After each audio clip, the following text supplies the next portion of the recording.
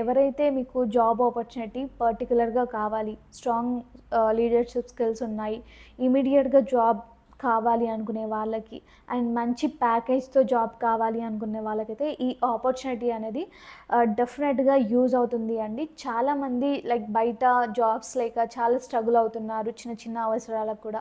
So, అలాంటిది మీకు మేమే ట్రైనింగ్ ఇచ్చి, మేమే ఎవ్రీథింగ్ చూసుకొని మరి మంచి సాలరీస్‌తో అయితే మీకు జాబ్ అనేది ప్రొవైడ్ చేస్తున్నాము ఈ బీడీఏ రోల్‌కి.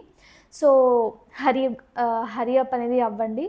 ఎవరైతే ఇమ్మీడియేట్‌గా జాయినింగ్ ఎవరైతే ఉన్నారో వాళ్ళకి ఇంకా త్వరగా జాబ్ అనేది రావడం జరుగుతుంది.